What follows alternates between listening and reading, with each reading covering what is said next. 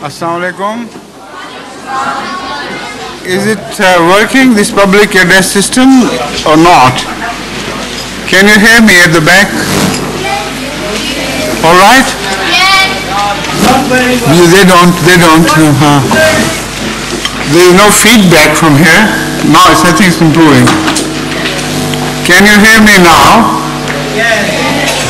Loud and clear? The young man who is standing behind, I'm talking to you now. Can you hear me? Very good. So let's come to the brass tacks, okay? So that's the line over there. Question answers, please. We'll begin. Over there. Which one? That whole line at the end. That one, this one? That's right. That's it. These flowers are between me and you. Okay, now this is better. Haji. Farsan. Please could you tell me why we're not allowed to eat animals that kill their prey with their feet? You come, you're facing the microphone. Here now. Please could you tell me why we're not allowed to eat animals that kill their prey with their feet? Why can't we eat the animals that kill their prey with their feet? Because they are like beasts among the flying animals. You know, beasts are forbidden because beasts eat the flesh and live on the flesh of animals. So they have a ferocity about them which God does not want to be transferred to us. So those who have beastly nature among the birds, they are also forbidden. Now that is one moral reason. The other reason is such animals who live on flesh, they have very bad stench from their meat and very bad odor. It is even difficult to stand close to them. How can anyone eat their flesh? So that is why even the non-Muslims all over the world don't eat the flesh of either the beasts or like the birds of prey like you have mentioned. You understand? Yeah, thank you. So if suppose you were allowed, would you eat that meat? So you know the answer already, huh? Thank you. Sam? According to Islam, how was the earth formed?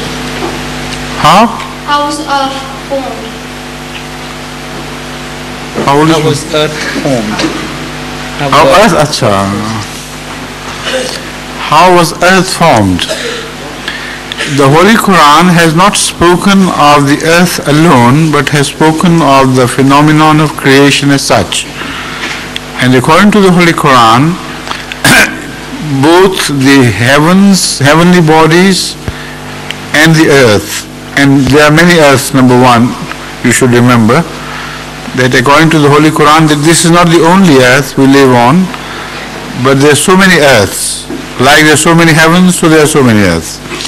So according to the Holy Quran, all this was found in one tight mass.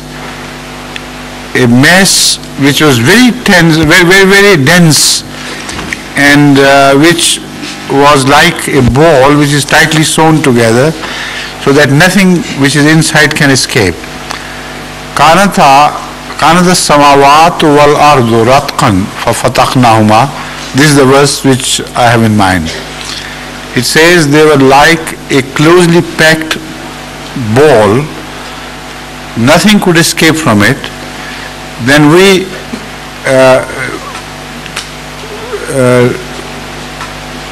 ripped it open, we tore it open, and suddenly the universe began to form.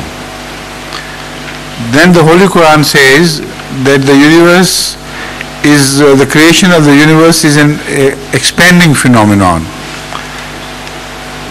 The Holy Quran speaks of this and says, we created the heaven and the earth for the first time, وَإِنَّا لَمُوسِعُونَ, and we go on expanding them. So now the scientists have discovered the phenomenon of expanding universe. I mean, this has become a byword with every scientist. Nobody ever debates the issue now because it's as sure as a law of science. The universe continues to expand. So the Holy Quran, also speaking on the subject, says that a time would come when we will wrap them up like the wrapping of a scroll, and everything would return to its origin. So once again, the same phenomenon of, not the same, but a phenomenon like the phenomenon of black hole, which eats the matter up and is so gluttonous in its hunger that the more it eats, the more hungry it becomes, so that it absorbs everything and then compresses it to such a degree that you simply cannot fully realize how intense is the act of compression. You know, universe is like, not universe, let's say the solar system, for instance. You know how big the earth is, yet it's a small tiny fraction of the moon, of the sun. And all the stars put together and the sun, they are compressed by this black hole. When a black hole is formed in such a lunar system, or solar system, that the entire mass of the whole sun, the earth and the Plato and Mercury and Mars, etc., you know how small it would become? Can you offer a guess? Now, if all these things are attracted by a black hole and they are engulfed in the black hole and eaten up and compressed by the black hole, the whole of the solar system would be compressed to the size of a small hill, for instance, very small one, a few 100 meters radius, that's all. And if you make a needle out of that, the needle will be heavier than the Mount Himalaya, for instance. So that is the extent of compression. And it goes on compressing and becomes more powerful and more hungry. So in this way, sometimes not only a solar system like ours, but many other solar systems are reabsorbed into that black hole, and it becomes still more powerful and compresses it further. The scientists tell us that this phenomenon is so strange and so bizarre that we call it event horizon. Like at the horizon, the sun sets and we can't see it directly. So we cannot observe what is happening inside the black hole. But we know that it becomes hungrier and hungrier and more powerful and more, most intense in its activity. So it absorbs the rays of light, it absorbs the heat it generates and pulls everything back to itself. So it becomes very dark. That is what they call event horizon. Things have gone across to the other side. We don't know what's happening. Scientific laws no longer remain operative. So this is the black hole which is referred to in the first verse.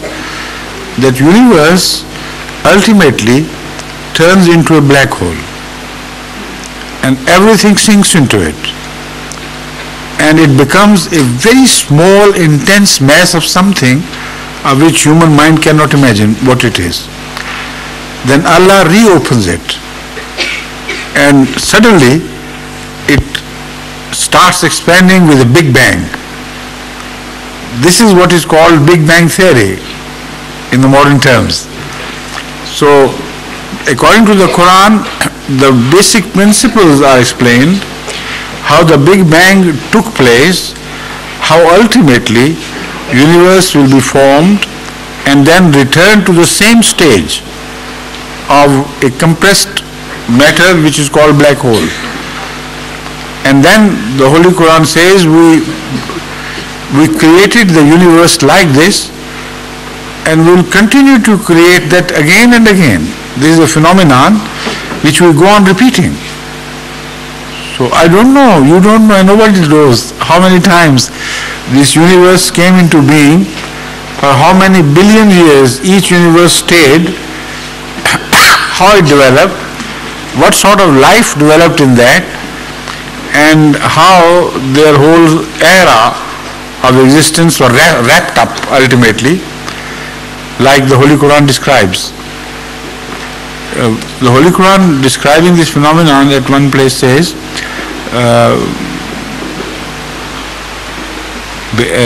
just a minute, the verse escapes me, but it says, we'll wrap them round our hand.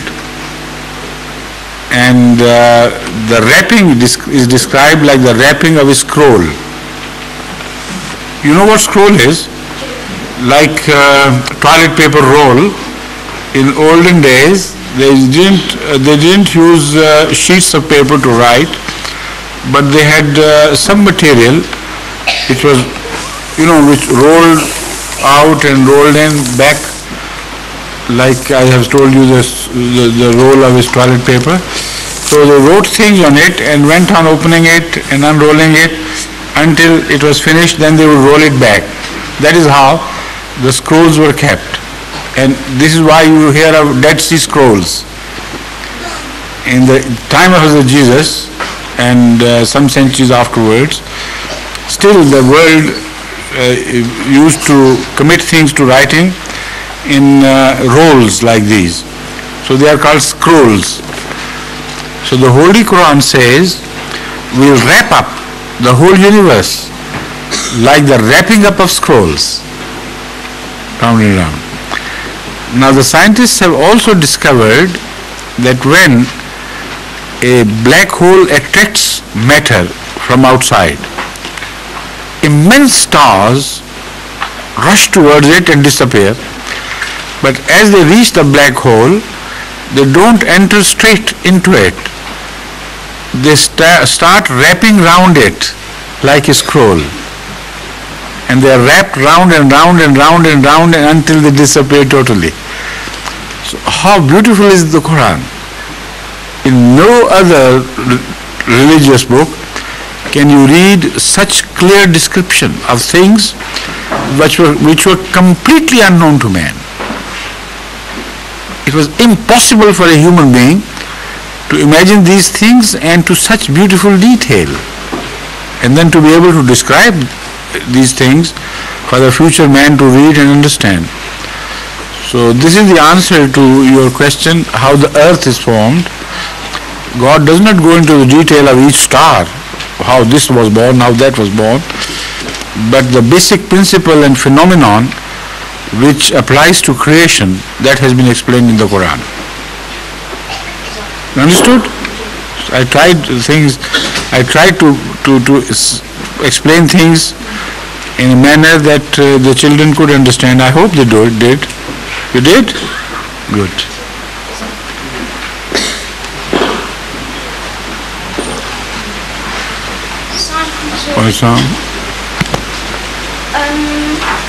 Why aren't we allowed, could you please tell me, why aren't we allowed to celebrate birthdays? You see, the direction of the the loudspeakers are so that the voice can't carry here pretty clearly. Yes. There's always, I find it difficult to understand. So somebody should tell me what he was saying. He was asking why. When men speak, I can understand it all, but I don't know why is the perhaps the children, their pronunciation, accent is this point. He wanted to know why we are not allowed to celebrate birthdays. You say, why should you celebrate any birthday? This is the question. What reason do you find? Give me one good reason why you should celebrate a birthday. And what is the philosophy of celebration itself? Why do you celebrate things? Because something very special happens. Huh? So the birth of every Tom, Dick and Harry in the world is not a special thing.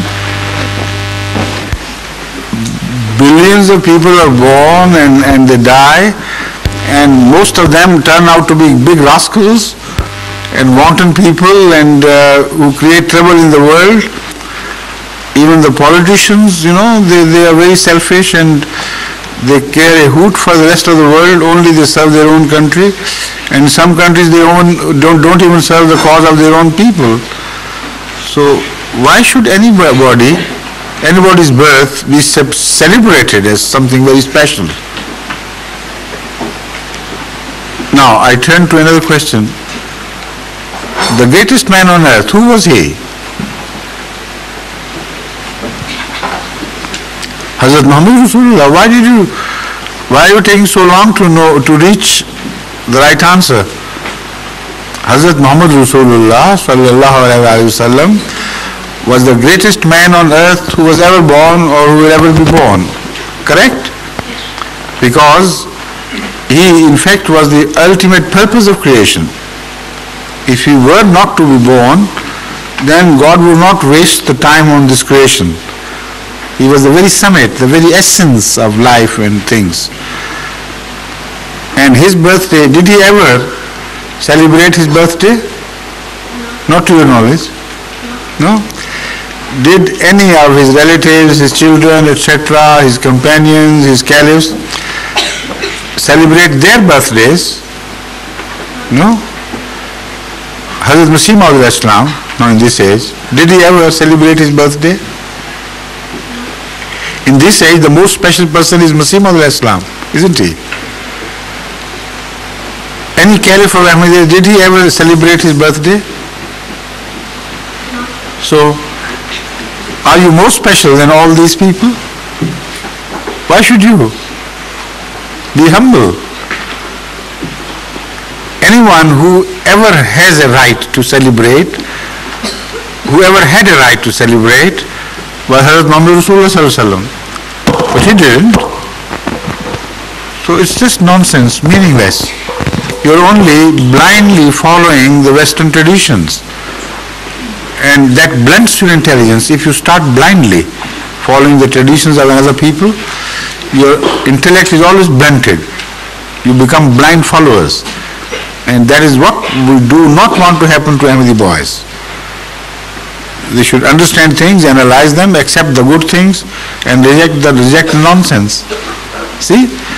So I have proved to you that there is no sense whatsoever in celebrating the birth of an ordinary person, because the most extraordinary people, the most important people we know of, never celebrated their birthday. We should follow them, not any Tom, Dick and Harry of today. Right? Good. Good. Next please. You mean all these people line up to this? Yes, sir. Okay, okay. We're in for a big time, yes? Now I'll have to be brief in my answers. I didn't notice the line, how long it was. Huh? We had to stop it because it just kept going. Achha. This is after stopping. This after stopping, yes. Yes. May I ask you why Muslims should have a beard? Beards? Yes. Yes. You don't have any beard. You are not a Muslim, are you? Are you a Muslim? Yes. You don't have a beard? So why do you ask a question about beard which is yet to come after a long, long time? Are you already getting worried about your beard? It's not only the Muslims which have beards. Many others have. Don't they? All six have beards. And many Englishmen I know have beards. And many Jews have beards. It's not only the Muslims who have beards. Many people have. The point is that all over the world, men or males are born with beards and females are born without beards. Potentially, I mean, not at childbirth, of course. Potentially, those who were to become men later on, those boys, they are born with potentials for beards. Those who are girls, they are not born with a potential for beards. Correct? So why should God have created this difference if beards didn't mean anything? See? There has to be reason for that.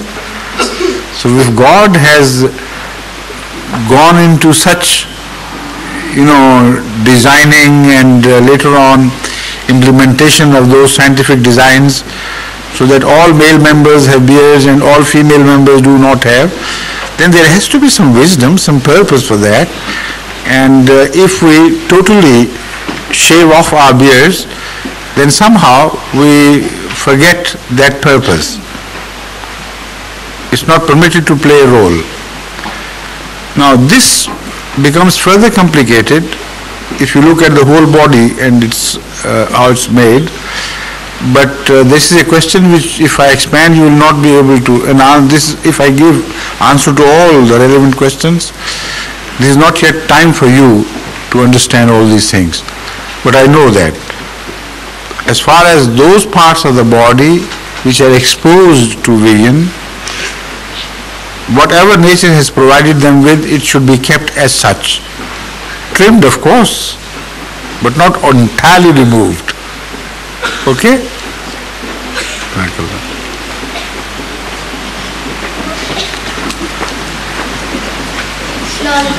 Wa alaikum salam. Why do you have to have mosques? Why can't we pray at home? Mosque भी जाना तो जरूरी है? Why do we have to have mosques? I got it. Yes.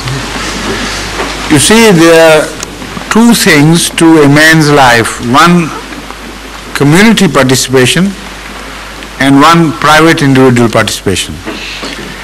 Islamic system of prayer provides both these urges in man. Man has an urge to live in communes and in society, and many an institution of human beings are congregational, where various men are involved, like so many activities, team works, group works, and so on and so forth. But there are some activities of man which are individual, where man does not want others to interfere with. When you retire to your own work, when you retire to your own room and your bed, etc., you don't want interferences, do you? But in schools, you all go together, it's an open community affair. So God has provided for all these natural urges in man, also in designing our religion. Our religion is natural. So prayers also are divided into two parts. Some are congregational, where community prayers are set together to fulfill the urge in man to do communal works together along with others. And the other urge is to remain individual. So all our nafil, all our private prayers at homes become individual. So it is not one at the other's cost. It is both existing simultaneously. So mosques are for community purposes and homes are for individual purposes. You also say prayer at home as well as at the mosques, right? There are many reasons why it is made essential for us to go to mosques 5 times a day if possible, if there is a mosque near at hand. But that will become a very long subject. I have already spoken on this subject at some length, and if you possibly can lay your hands to such a cassette, then you will have all the answers to the question. You see, there are so many reasons why congregational prayer is made essential. All right? Thank you.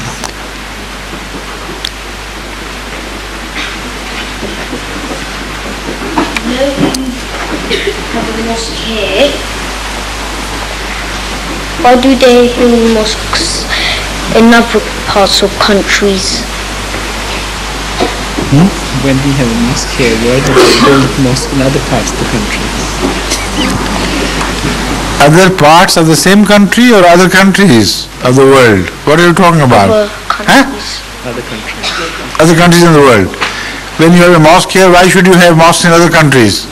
Is that the question? Do you eat here in this country? Do you drink here in this country? Do you play here in this country? Why should people in other countries also drink and eat and play? Answer this question and then I'll answer yours. Okay? Have you got the answer? Not yet. Some will have to rub it in you. The answer is obvious. When you fulfill your requirements here, why should other people do theirs? Why should not other people in the world fulfill their spiritual requirements like you fulfill your spiritual requirements here in England? You're equal, they have every right to do as you have a right to do here. Okay? The question is answered, but what makes you so sad about the whole issue? Why do you feel so depressed about it? Excited? Okay. Well, you can leave in peace now. Thank you.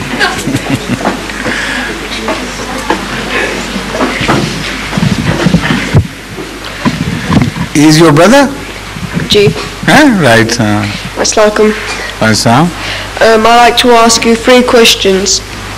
Right, the first question is, the day, at this time of year, the days are getting shorter.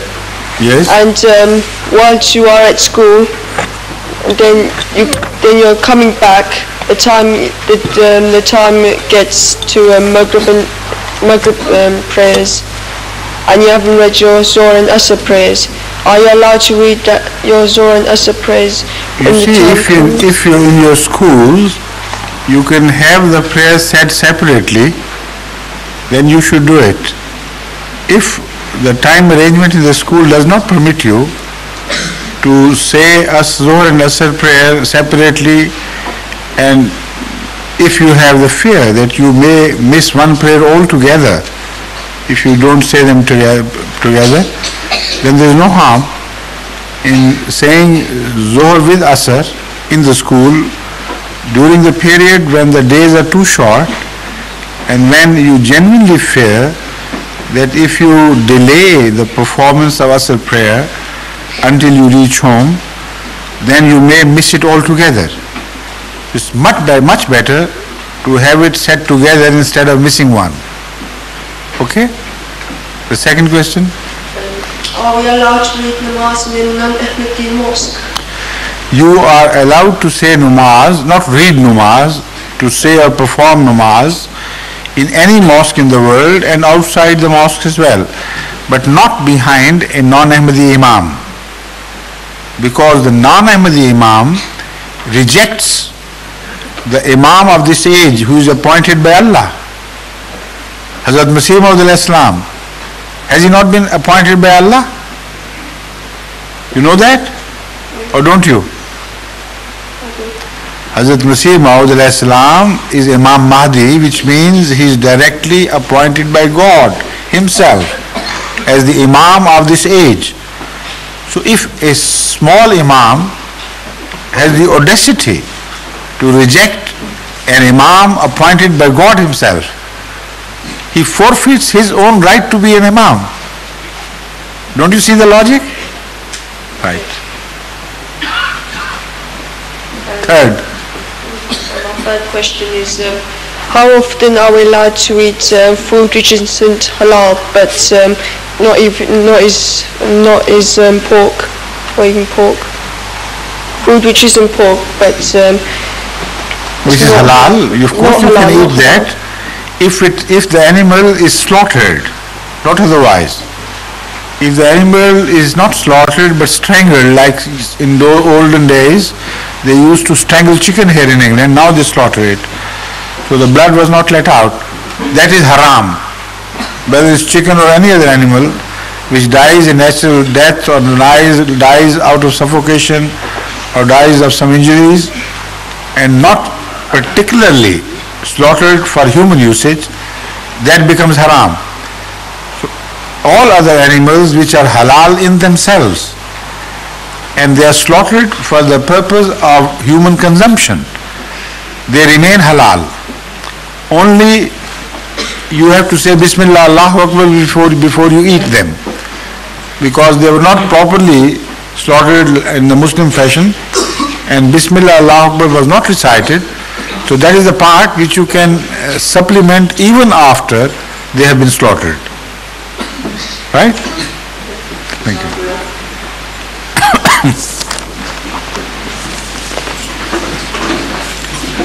Yes, please. अस्सलाम वालेकुम। वालेकुम सलाम। मेरा नाम है बिलाल भट्टी और मैं बेटा हूँ शबीर अहमद साहब का। I know that very well. Huh? I've heard stories about that President Zahid tried to kill you, but instead a plane crashed. And please, can you tell me the true story? Well, all this is well recorded in the history of the Jamaat. Ask your tutors here to tell you, all of you, what actually happened, and then it will be all right. Okay? Thank you. Now, from now on, one question each, please, because there's so many boys. I keep, I'm keeping count of them, and also I'm trying to look at my watch, so they don't seem to go well with each other. So let's be cautious now and try to save time. Have you eaten, all of you? Not yet. So some boys will be getting very hungry. So it's better to finish the session in proper time. So I want to finish it within next half an hour or 40 minutes, okay? So one question each.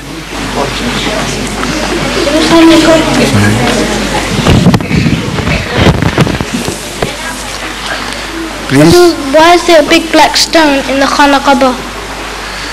I've already spoken many a time on this issue. The black stone, I believe, it's not definite, it's just my theory, but I believe this is one of these stones which was showered from the heaven for the building of the first mosque ever built for the sake of the entire mankind. And because according to the hadith, Rasulullah says that the stones which were used for the construction of the first house of Allah were showered from heaven. So we know now the phenomenon of meteors falling on earth. So Rasulullah has also said that they were of whitish color before they entered the atmosphere of the world, earth, and as they entered this earthy atmosphere, they become blackened. So this phenomenon is now also understood by scientists, that because of the friction in the air, they are heated to a degree that they start burning. And this is why most often they don't reach the earth and are totally burnt away in the atmosphere. And when they reach the earth, they are reduced to a very small size. Otherwise, if all the meteors and things which are bombarded daily or upon earth, if they had reached safely down to earth, we will not be safe anymore. See? So, but some do. We know, occasionally, some craters are formed, and so we know from the craters, etc., that some of those heavenly bodies do reach the earth. And according to Rasulullah, the first building material was provided by Allah for Khana Kaaba in the form of these heavenly bodies falling on earth. So why this stone is specially loved? This is the question. So this is my conjecture, and personally I believe this is true, that this stone must have been one of the earliest material. And because it was specially sent by God, so this reminds us of Allah's very special favor on us, and that is why we love it much more than other stones which are used as building material in Khana Kaaba. Correct? Good.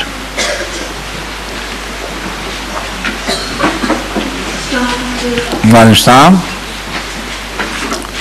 I have to ask you, Why did Hazrat Isa alayhi salam have such an extraordinary birth? Well, many reasons have been suggested by Hazrat Masih Maud alayhi salam. One of them was that God wanted him to become a sign for the house of Abraham through Israel, that your end has reached. No man is holy enough now in you to give birth to a prophet. So the line has come to an end. And like the railway lines which come to an end, there you find a sign posted and something blocks the railways as a sign that here it comes to an end. So Jesus' birth, according to Masih Maud alayhi salatu wasalam, was used as an indicator that here the house of Isaac comes to an end. House of Yaqub, Israel, has come to an end. And the prophecy regarding the progeny of Hazrat Abraham would now shift to the other son, that is Ismail. It is from his progeny that the prophets will begin to appear. Now this is exactly what happened. Exactly. After this, no real prophet was born in the house of Israel. He is the last of the major prophets.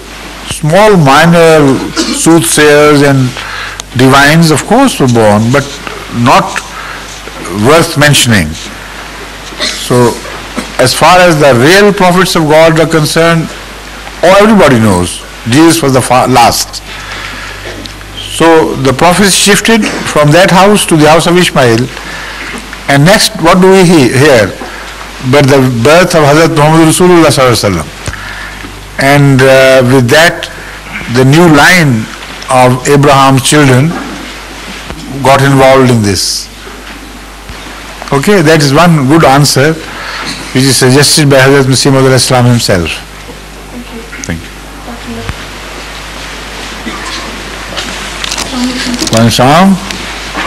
Why Ahmadis are not allowed by Saudi government to perform Hajj?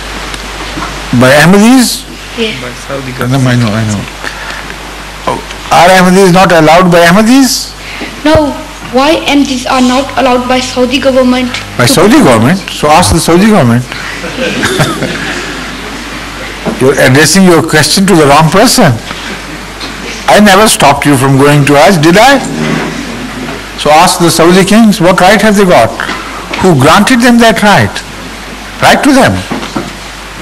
And exactly mention this, that I inquired it from the head of the Ahmadiyya community, and he said, I never stopped you. I would love you to go there and perform as many Hajjs as you possibly can, because this is the Quranic injunction. How can I stop you? So ask Saudi kings and the Saudi mullahs, from which authority did they acquire the right to stop Ahmadis from performing Hajj? Write to them and let me know what answer you receive, okay? Thank you. Now at last you have come, MashaAllah. You look a bit weak today, why? You're not in the same spirit. Are you a bit pulled down today? Okay. So tell your question to this young man, who is holding this microphone to you. आप इसका question सुन के मुझे बता दें, इसको मुश्किल पड़ती है बेचारे को. आप इसका क्वेश्चन सुन, हाँ, इसको प्राइवेट तो नहीं बात, इसको एक्सरसाइज में ले जा रहे हैं, वही खड़ा रह रहे हैं. You are removing him from public sight, you know, as if this is something very confidential about his case.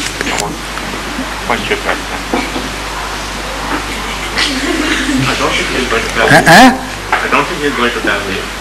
It's no way to tell. No, let him speak and then pass it on to me. What's up? What's your question? What is your question? Please. If Uh-huh. some people read namaz and like they miss some namaz like Zohar and or Maghrib or Isha, then can you read it again? Read it up. Then if it finishes the time, you can read it. The time for namaz finishes, can you read it after? That's what he's asking. Why can't you say the namaz during the period time? That is the question. When the time is allotted to each namaz is sufficient to give every man a chance to say the namaz, adjust his namaz within that allotted time. For instance, between Zohr and Asr, there are 1 or 2 hours at least. Between Asr and Maghrib, there are about 2 hours. Between Maghrib and Isha, so on, in all namaz, there is enough time for you to perform namaz in time. So don't think of performing namaz after the time is over. Okay? But if somehow you are prevented from saying namaz and you can't help it, then of course after the time is over you still can say the namaz. Okay? Thank you. Assalamu alaikum, Hazur. My question is, we're not allowed to wear silk because Yes. it shows a sign of richness. Because you are a man, aren't you? Huh? No, A prudential man, I mean. but women can and men can't. Why is that? You see, it is again a differentiation made between man and woman to remind man that he is built for hardy things. He is the defender of the nation. He is expected to live more austerely because this is his beauty, to be manly, to be rough, not rough to ladies I mean, but otherwise roughshod I should say, and not be a ninny-like person. So this Islam discourages man to wear very fine clothes and to walk like, behave like ninnies and like eunuchs, etc. So this is a message to man. And women are allowed to decorate, to wear gold, to wear silver clothing, because they are made to look beautiful. Are they not? Yeah. So Islam is very natural, Okay. right? Shukriya. Assalamu alaikum, Hazur. Well, Sam? My question is that in Bosnia there are a lot of Muslims suffering, and our Jamaat has already actually given our part to help Bosnia. Because the Bosnian people are Muslims, why don't the other Muslims around the world actually help them? Well, they are now trying to, but unfortunately the Muslim power, Muslim states are extremely,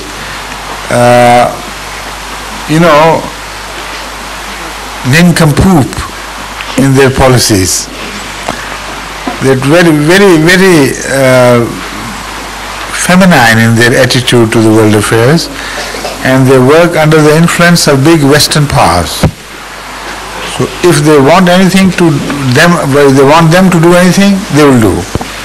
If they don't want them to do anything, they will stop short. Look at in the case of Baghdad and Iraq, I should say.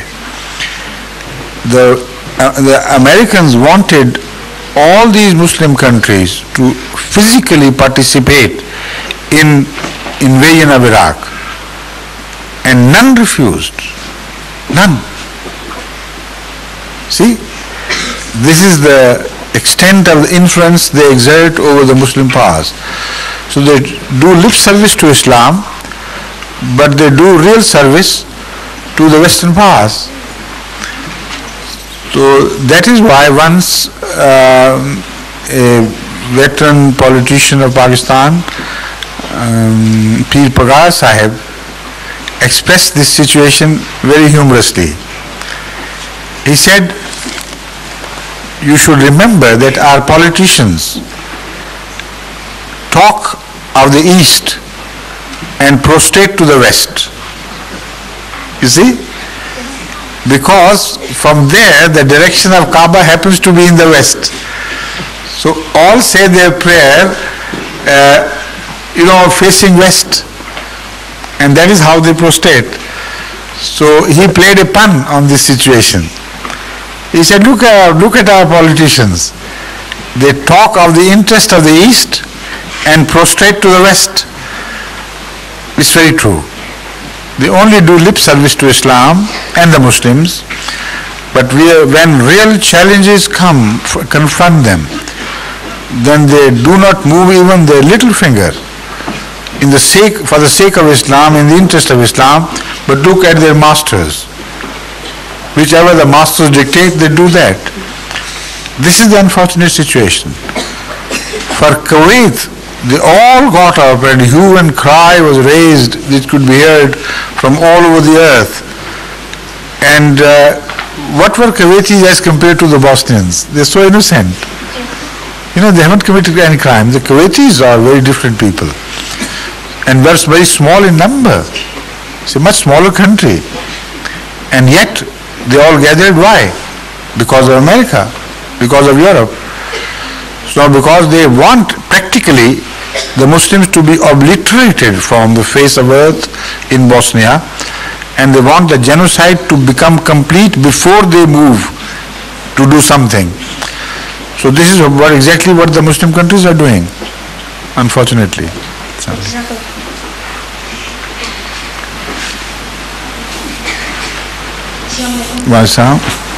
Why did Hazur start the volcano scheme? Why did Hazur? Why did start the volcano scheme? Why did he start the volcano scheme? Why did Hazur start? Well, you are neither here nor there. Why do you ask these questions? You were born after the Volcano scheme, and you will become an adult after it is over. So you're not concerned. But that is just a remark. Don't take it seriously.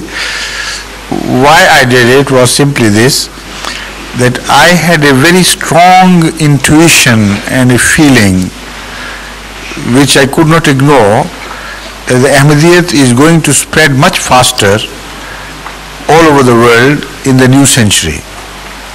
So you must be prepared to accept and face and carry the challenges, the task of Ahmadiyyat forward at the pace that Allah requires us to do.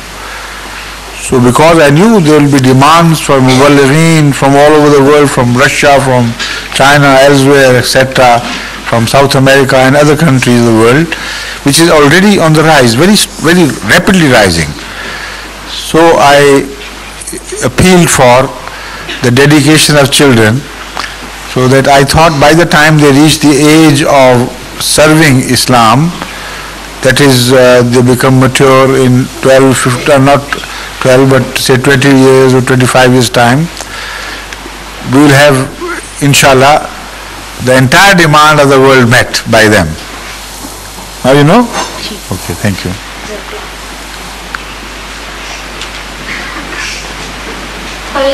One sound. Why did Allah create life when He knew that one day it was going to be destroyed? What is Allah? Why did Allah create life when He knew that one day it was going to be destroyed?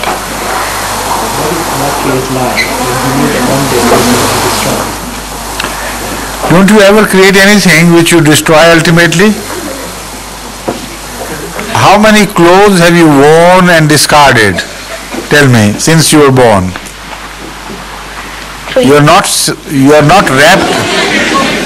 wrapped in the same nappies, are you? When you were born and you were a small infant, you were wrapped in nappies, weren't you? Huh? And do you still keep them? Huh? Held close to your bosom. These are my childhood nappies. Haven't you discarded them? Why? If your mothers, I'm not talking of you now, I'm talking of your parents, when they knew that the nappies we are buying or having them sewn for this young child, this infant, will be ultimately discarded. Why did they get the nappies at all? Why didn't they keep you naked as you were born? And why you started wearing dresses and changing them later on, when you knew that they will be discarded? Because everything which is born, which is created, serves its purpose, and when it has served its purpose, it is destroyed. Isn't it? So that is why Allah created life, and He knew that when the purpose of the creation will be fulfilled, then it will no longer be necessary to maintain it. Right? Good.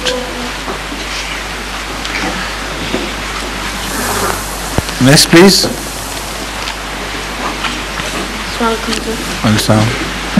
Bring it closer to your microphone, the microphone to your mouth. The one you're holding as well, huh? Like. Welcome. I want to ask a question that what is the importance of doing Hajj? What is the importance of doing Hajj? Importance of going to Hajj? Yeah. Right. You see, Islam is a very organized religion and very scientific. Islam has categorized the form of worship in a manner that you find a sort of evolution in the process. And starting from individual, it goes on to rise to a larger application of congregational prayer. By larger application, I mean that the people,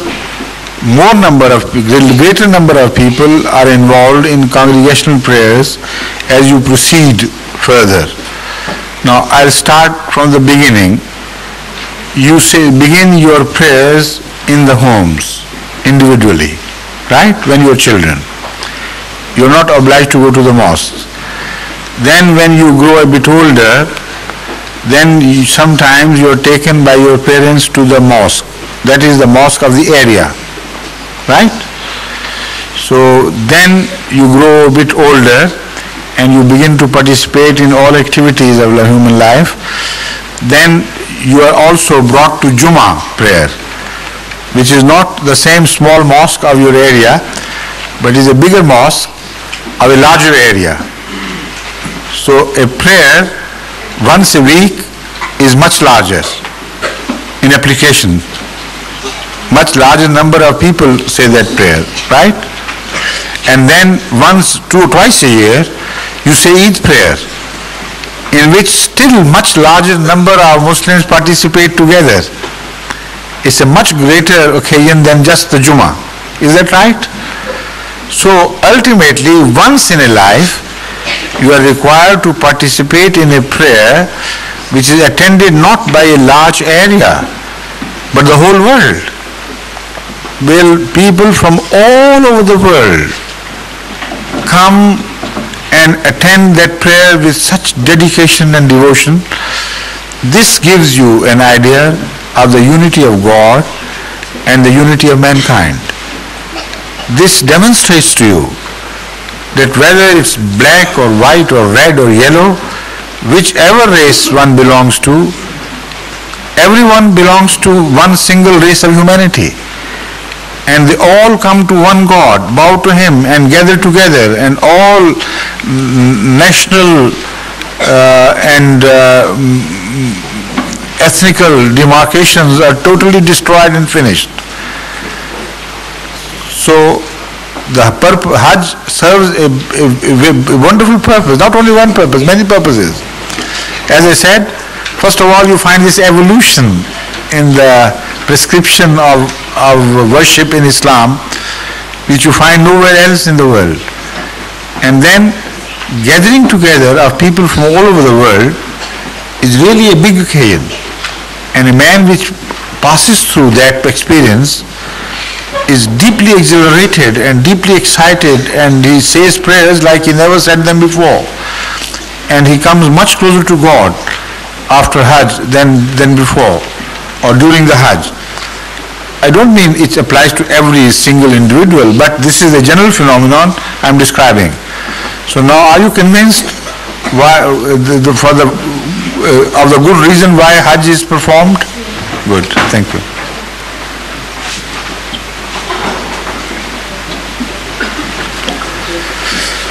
Salam.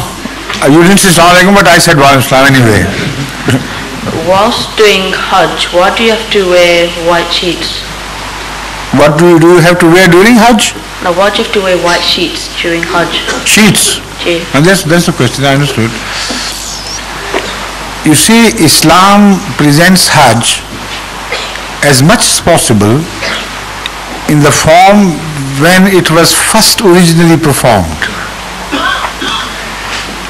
So from this I infer that when the institution of Hajj was introduced first time in the world, people had not yet learned the art of sewing. They covered themselves in sort of sheets. Maybe they were made of large leaves, like banana leaves or something, but they had not yet learned the art of sewing. They were single sheets. They are wrapped around. So Islam takes you back, and they also used to shave their heads. So Islam takes you back to that. They walked bare feet, and most often you walk bare feet there. And they lived a very simple life, and the simple life is reenacted in Hajj. So that is how I understand. I hope I'm right. Okay? One of the verses, the Islamic year chosen when Prophet Muhammad, peace and blessings be upon him, made a night journey to Mecca. Go to Mecca?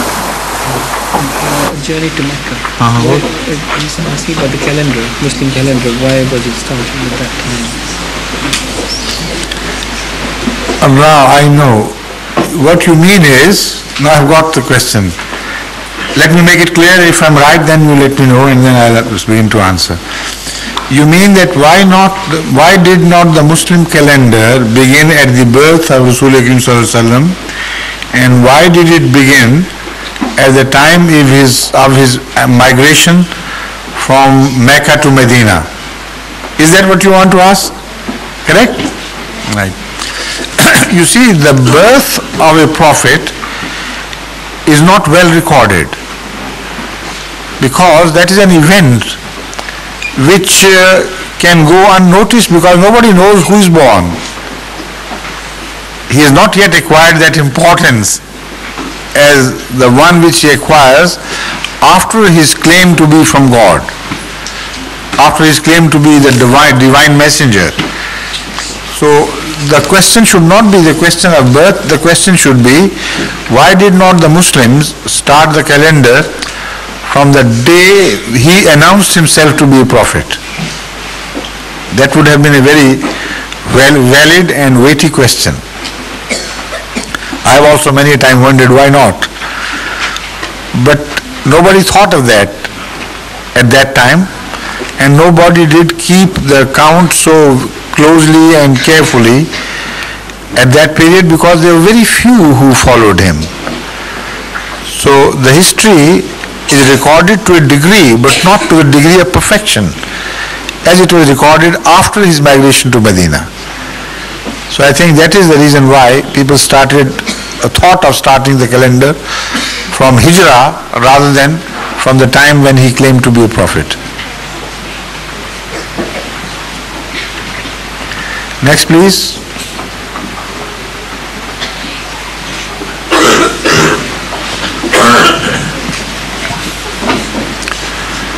Assalamu alaikum.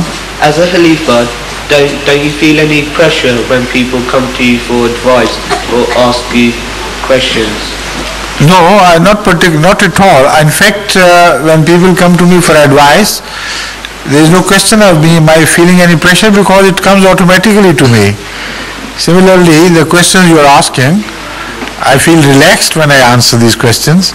The only pressure upon me is trying to make a concise answer. where a longer answer will be involved, and because of my consideration of the time we have at our disposal, sometimes I have to make it a brief answer. And in that attempt, sometimes I feel I have not yet done justice to the question asked. So that is the only sort of pressure which I have. Otherwise, if I don't know the answer, I just feel relieved. I said, I don't know yet, please. I'll find out and let you know later. If I know the answer, most often the answer I know is much larger and bigger than the time would permit me to speak. You see? You see now? So no pressure. Why do you ask about the pressure? Tell me now. In fact, there is no pressure in the least. I feel relaxed. That is why I enjoy question answer sessions much more than speeches. Because in speeches, I have to choose the subject myself, and I don't have any response from the people, and I have to speak for larger hours, much larger number of hours continuously. So there could be a small pressure on me to remember the sequence of what I wanted to say, to refer to the proper verses, etc. So naturally there has to be some pressure. But in question answer session, just relaxation. Okay?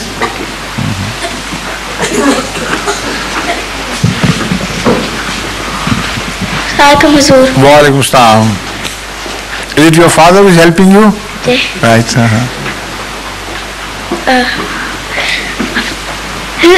Ask him to help you ask your question as well. Who named Islamabad and why? What?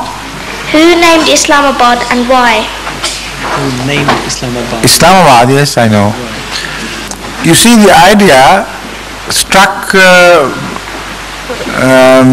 Mrs. Dr. Salma Saeed first.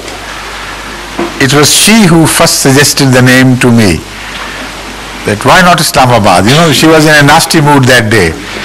She wanted to kick back to the Pakistanis and say, no, your Islamabad is no Islamabad. It is our Islamabad here, you know. And she is not a Pakistani citizen. She had every right to do whatever she pleased.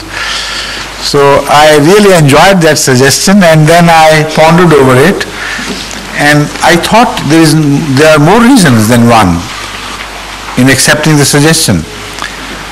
Number one, Islamabad was the first name given for the address of this mosque in 1924, and our postal address still continues to be Islamabad, London. If you write from anywhere in the world, Islamabad, London, then the mail would reach this mosque and nowhere else. So she didn't have that idea, I think, but when she suggested, suddenly it came to me, why not? We have every right. And England has the greater right than any other country of the world to name the Ahmadiyya Center as Islamabad, because the first title, Islamabad, was coined here in this mosque, applicable to this mosque of England, right? So secondly, I thought, they declare us non-Muslims, and this is a fit rebuttal to them, to tell them no, real Islam is with us. So our center will be Islamabad, our center in exile will be the real Islamabad. So these things, when I pondered over these things, they convinced me that this was the right name. You like it? Good.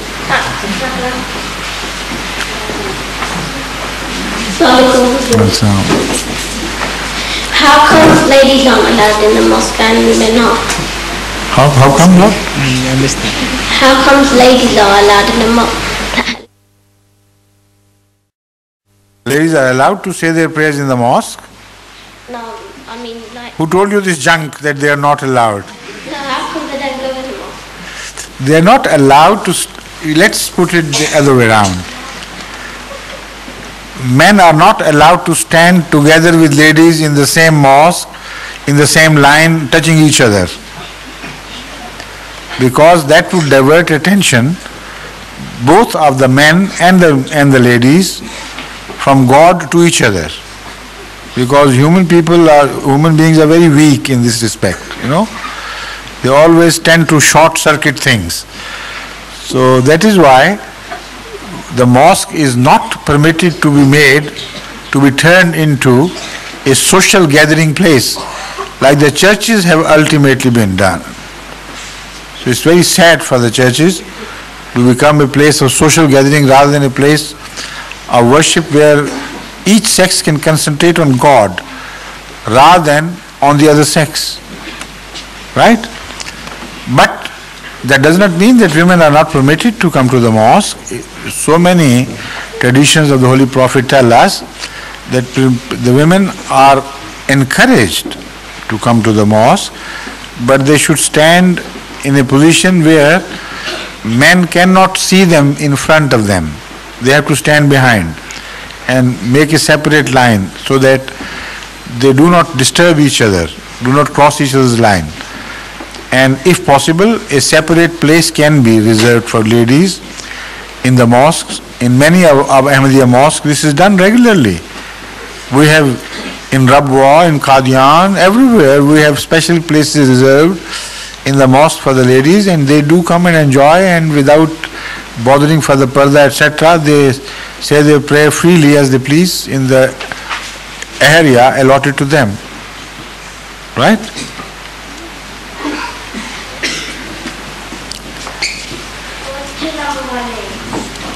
What?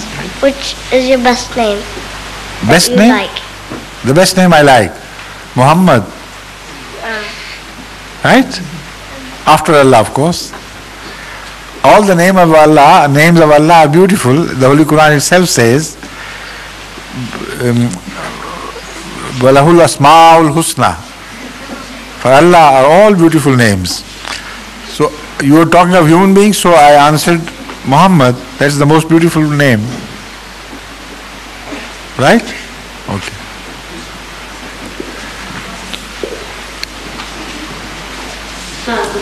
Well, sound. Who was the first child to be an Ahmadi Muslim? Who was the first child to be an Ahmadi Muslim? The first child would have been, let me see, it's a very interesting question. Why don't you ask your grandfather? Because he's compiling the history of early Ahmadis and the families, etc. Maybe he chances upon some answer there. But it's very difficult to fix one single boy. He would be somewhere in early 89 when Ahmadiyyat was just introduced. Officially introduced. So Hazrat Muslim Maud was born before that, or Hazrat Muslim Maud was born in 89. Which month, which day? 13th or 12th? 12th. 12th of January? 12th of January. So Ahmadiyyat was launched formally 23rd of March 89. So as Muslim Maud was born prior to that. Correct. So he missed the chance to be the first one. Some other child born to anyone who got initiated at the hand of Hazrat Masih Maud on the 23rd of March must have been the first child. Now let's write to Rabwa to refer to the Wasiyat lists and find out, and Qadian as well, find out who is the first Musi recorded as close to the 23rd of March as possible. His birthday. Which is the Musi whose birthday happens to be as close to 23rd of March as possible. So it's a very interesting area you have suggested for us to do some research. Thank you. Why do you wear a turban normally? Why are you wearing this small cap which you don't wear normally? Tell me.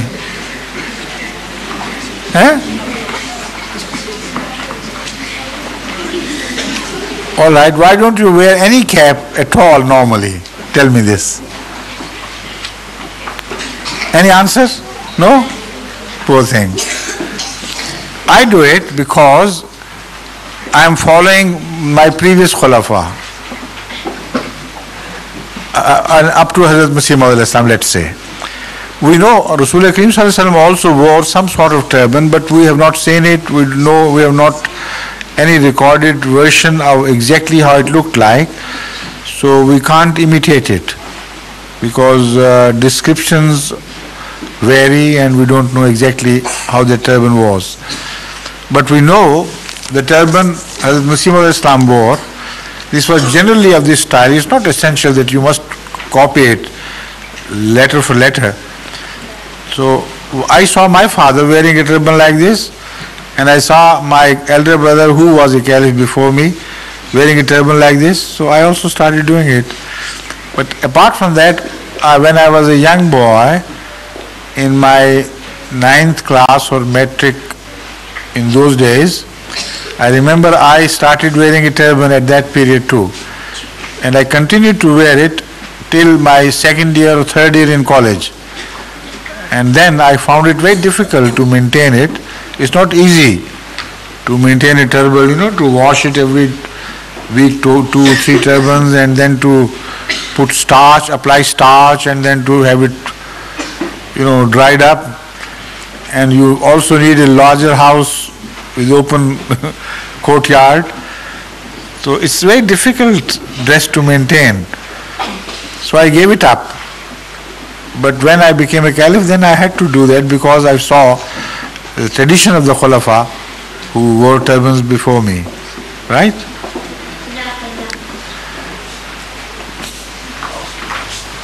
Assalamu alaikum, Hazur. Wa alaikum assalam wa rahmatullah. Why do we have religions like Sunni, Shia, Nandi? I think he's asking, why do we have sects in Islam of Sunni, Shia and Ahmadis? Why do we have sects? Is that right? You said sects? I missed that word, yes, sorry. You see, the sects are born when a scholar in any religion begins to differ in the interpretation of the religion from the rest of his fellow followers of the same religion. And when a scholar has some influence, of course he has some following of his own. So that is how the sects come to be born. To begin with, all religions are one and the same, singular in their character. At the time of Rasulullah there were no sects. At the time of the first 4 caliphs, there were no sects, because Islam was united under one banner of leadership, and Islam had one single center of authority to control affairs. When the center was broken and scattered, then different centers were created. There was no single authority to enforce one understanding of or to safeguard one understanding of religion. Some scholars came to be born who thought this verse means this, not that which others believe. So he invented a new sect. Some other was born in his sect and said, well, he was right then, but not in everything. We believe he made a mistake here and there and there. So we believe this is what Islam should be. So it is a difference of understandings which results into creation of sects. Sometimes they are also politically motivated, and they are created intentionally to gain some political ends. Okay? Thank you. And the last but not least, as they say, yes please. Who's your father, by the way? Fazl Sahib, he's sitting right there. Oh, the Fazl Sahib ko beta, Okay. I'd like to ask, was Jesus' birthday on the really? What is? Was Jesus' birthday really on the 25th? Jesus' birthday? No, I got it, yes. Was Jesus' birthday the 25th of December? Is that the question? No, it wasn't. And now all the big Christian scholars, not all, but most of the Christian scholars now begin to realize that the birthday was certainly different from what they celebrate. Because this period of celebration has a pagan tradition. And the style in which they celebrate Christmas is also borrowed from various nationalistic and pagan traditions. The celebration of Christmas have in fact no relationship with Jesus whatsoever. Because it's not his birthday, it's not the Christian message which is being translated into some joyful expressions. It is pagan practices which are being repeated. So it is just an event of celebration and drinking and making accidents after drinking, driving and so on. There is nothing more to it, right?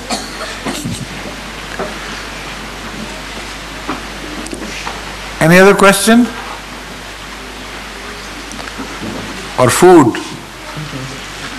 You know what question means in Urdu? Yes, what is it? Stand up and tell me. Sawal. So, have you ever heard of ek roti ka sawal hai? What does it mean? Sawal is a question, also it means begging. So when a beggar says, could I have a roti please? A piece of bread please? He says, a roti ka sawal hai. I am begging for one roti. So I feel all of you are begging for a roti, aren't you? It's getting late for dinner, right? Alright, so we say prayer together and then we disperse. Will we serve food here? Yes. Okay. So you don't disturb them, disperse them. So you can keep sitting and the food will come to you very soon after I have left, okay?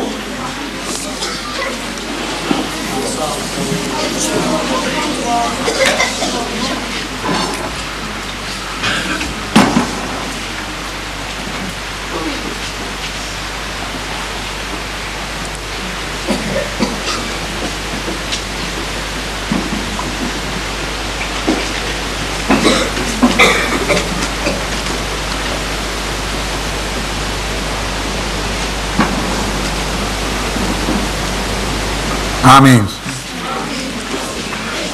अच्छा ज़्यादा हो गया। अस्सलाम वालेकुम रहमतुल्लाह।